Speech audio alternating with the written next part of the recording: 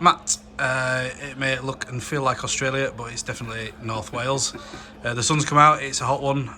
We've come away with the 2 points after a 30 points to 10 win in Colwyn Bay. What's your immediate assessment of the game?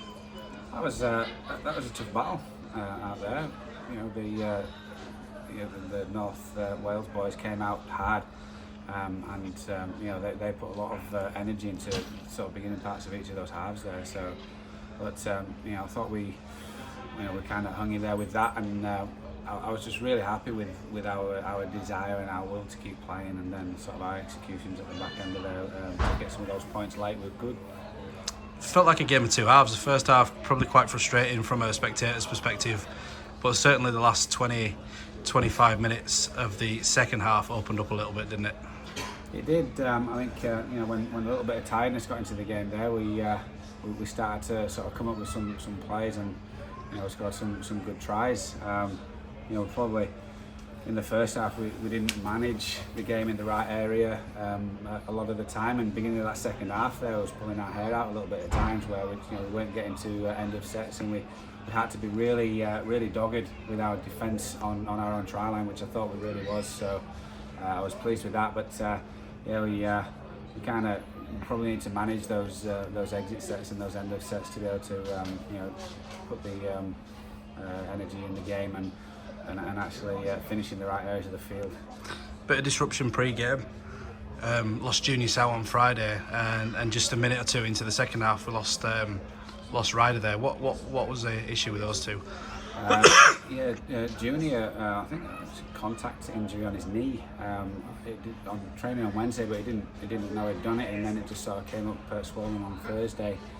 And when we had a look at it on Friday, he wasn't going to be able to play. So hopefully we can look after that and get him playing next week. With Ryder, he got a gash. I think it was about 5 or 6 stitches in a gash just on his knee there, just above his knee. So obviously he had to come for that. So we ended up pushing Lockie Lansky into that right centre and Mitch Ravel into that right back row. I thought both did really well on that right edge. I thought Lockie showed good composure on that centre position, and the energy that Mitch Ravel brought I thought was really good. His play the ball speed was fantastic today. We missed Lachlan, haven't we, in that role? The first half he was defended like a man possessed.